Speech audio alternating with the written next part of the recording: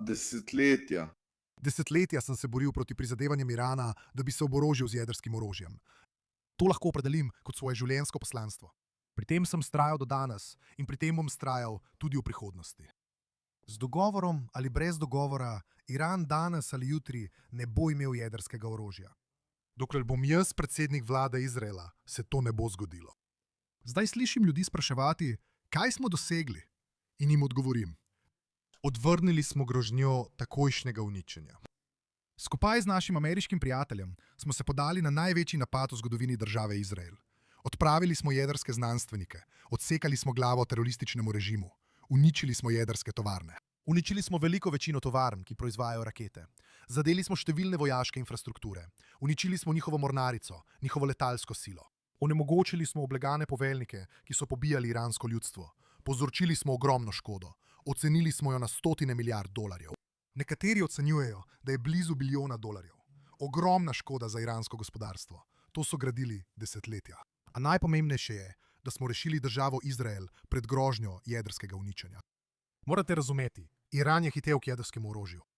Tik pred vzhajajočim levom je hitel k jedrskemu orožju in hitel je zakopati svojo raketno industrijo in jedrsko orožje globoko pod zemljo. Če ne bi ukrepali takrat, ko smo, v zgodovinskem sodelovanju s predsednikom Trumpom in ameriško vojsko, če ne bi ukrepali na ta način, bi imel Iran že atomske bombe. To pomeni, da je bilo na milijone izraelskih državljanov, vsi vi, v smrtni nevarnosti. To nevarnost izbrisa prebivalstva Izraela smo za več let odložili.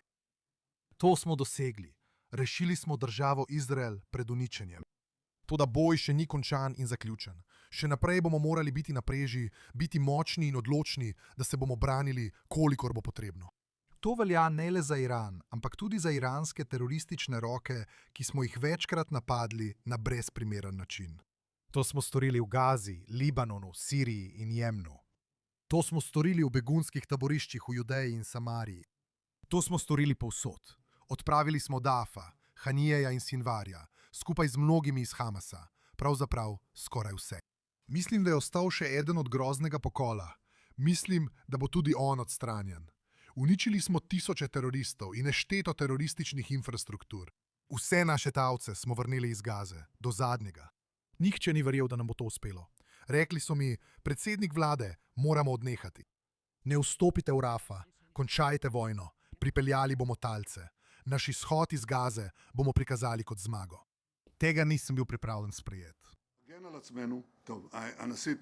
Trump in jaz se poznava že mnogo let. On je predsednik Združenih držav Amerike, jaz sem predsednik vlade Izraela. Pogosto se strmjava, včasih pa se tudi manj strmjava. Jaz sem odgovoren za varnostne interese Izraela, zavzemam se zanje. In želim vam povedati, kako se zavzemamo zanje. Za interese se je treba zavzeti, ne z bojevitostjo, ampak preudarno. In to zahteva veliko izkušenj, veliko modrosti in veliko poznavanja ameriškega političnega prostora. To zahteva veliko izkušenj. Mislim, da to počnem na najboljši možen način in kadar je potrebno, odločno zastopam naše varnostne interese. Rekli smo, da želimo odstraniti eksistenčno nevarnost, med katerimi je na prvem mestu jedrska nevarnost, in to smo storili. Rekli smo, da želimo odstraniti nevarnost raket, in to smo storili. In rekli smo, da želimo ustvariti pogoje, ki bi iranskemu ljudstvu omogočili, da po lastni volji odstrani ta teroristični režim. Lahko vam povem eno stvar. Iran je v zelo težkem gospodarskem položaju.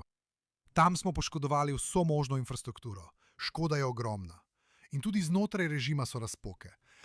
Povedati, kdaj bo ta režim padel. Ne vem, če bi vam lahko povedal, da bo padel sovjetski režim. Pa je padel. Ne morem vam povedati. Ne, nisem ga opredelil. Ne govorite mi, kaj sem opredelil, ker točno vem, kaj sem opredelil v ciljih.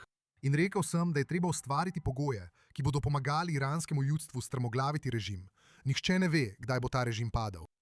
Moja ocena je, da smo odstranili grožnjo. Razumem, da vam je težko sprejeti to dejstvo. Težko vam je to sprejeti, v nasprotju s tem, kar nenehno ponavljate, da gre tukaj za velik neuspeh. Kakšen neuspeh? Izrael 7. oktobra in Izrael danes. Kako lahko primerjate?